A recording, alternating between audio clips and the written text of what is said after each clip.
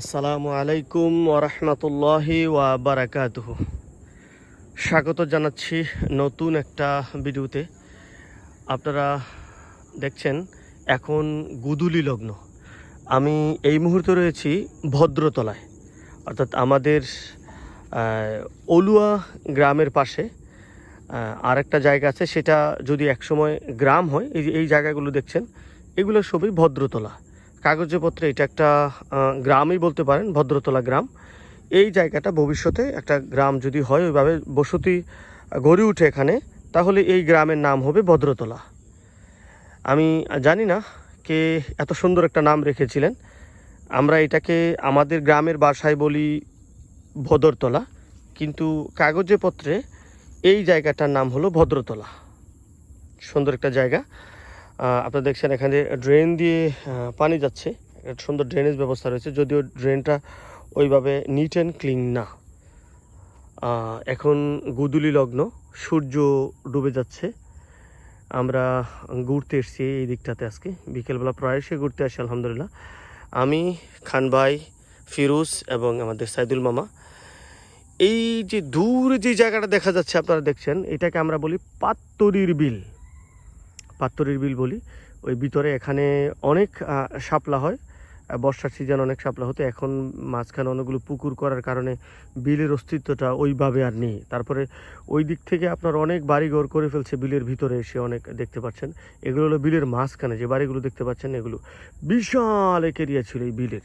এটা আমরা পাত্তরির বিল বলতাম। এটা হলো আমাদের হান্নান মামুর প্রজেক্ট।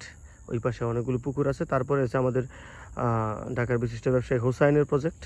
এইটা হলো অলুয়ার সেই বিখ্যাত ব্রিজ পার, অর্থাৎ এখানে একটা ব্রিজ আছে। এই জায়গাটা খুবই সুন্দর।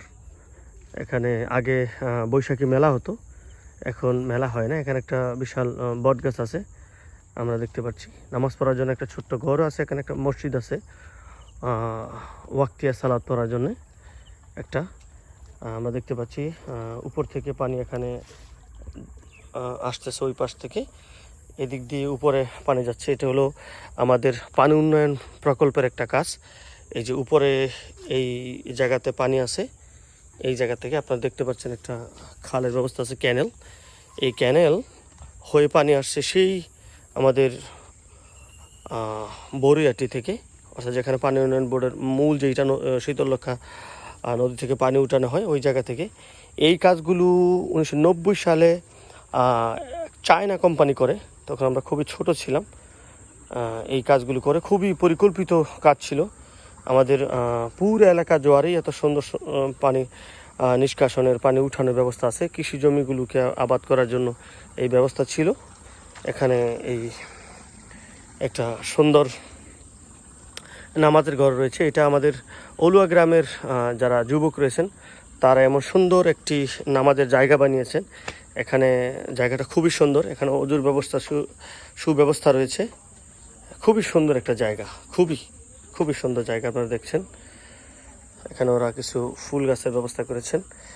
এখানে যে এক্সট্রা পানি ব্যবহার করার পরে আপনার যেই পানিটা থাকে, যেটা ব্যবহৃত হয় না ধান ক্ষেত থেকে, যে পানিগুলো বা অন্যান্য ফসল থেকে পানিগুলো আবার চলে আসে এই নিচের ড্রেনটা দিয়ে। এই নিচের ড্রেনটা দিয়ে চলে আসে, এখান দিয়ে আবার এইটায় চলে যায়। এইটা আবার একটা ক্যানেল আছে, খাল আছে, সেটা আবার একদম নদীতে আবার এই পানিগুলো যে পড়ে। এই আপনারা দেখতে পাচ্ছেন এই ছোট্ট যে ইয়ের মতো দেখা যায়, পাইপের মতো, এইটা দিয়ে পানি আসে, এসে এই ক্যানেল দিয়ে পানি চলে যায় উপরে। এখান থেকে আস্তে আস্তে বিভিন্ন আপনার সংযোগের মাধ্যমে এগুলো আপনার এসে চলে যায়। এই যেই স্থাপনাগুলো দেখছেন এখানে করা, এগুলো 90 সালের দিকে করা, অনেক আগে। চায়নাদের কাজ তো, এখানে দীর্ঘদিন যাবত এগুলো এখন অক্ষত রয়েছে। এই যে নিচের পাইপগুলো আমাদের বাঙালিদের কাজ হলে হয়তো এত সুন্দর থাকতো না, এত মজবুত থাকতো না, কবে ভেঙে পড়ে যেত। এগুলো একদম পাথরের ডালাই। আপনারা দেখছেন এগুলো কোনো আপনার ইটের ডালাই নয়, একেবারে পাথরের ডালাই। খুবই এই যে এই লোহাগুলো, এখানে আপনার গেটের ব্যবস্থা আছে, অর্থাৎ এখানে পানিগুলো ধরে রাখার এবং ছেড়ে দেওয়ার সুব্যবস্থা আছে। দেখতে পাচ্ছেন এটা হলো ওই দিক থেকে পানি আসে, এসে এই দিক দিয়ে আবার চলে যায়। এখন তেমন যত্ন নেই, যখন নতুন নতুন ছিল বা যখন এগুলা কেটে পরিষ্কার করা হয় তখন এগুলা খুবই সুন্দর থাকে। ওইটা আমাদের খান ভাইয়ের ওই পাশে বসে আছেন।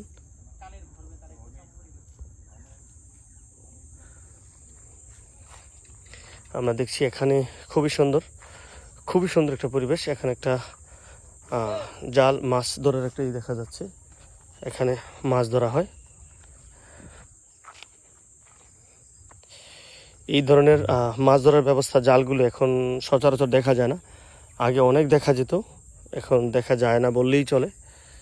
আপনারা দেখতে পাচ্ছেন, সম্ভবত এটাকে ধর্মজাল বা বের জাল কোনো একটা কিছু বলে, আমি এটা সঠিক নাম জানি না, এটা আমার দুর্বলতাও বটে। ধন্যবাদ আপনাদেরকে। এই গুদুরি লগ্নে সাইদুল মামা আসতে সময় আমাকে কিছু বলবে। সাইদুল মামা, কি খবর? এ মামা, এটা কি জাল বলে? বেল জাল না? বেল জাল।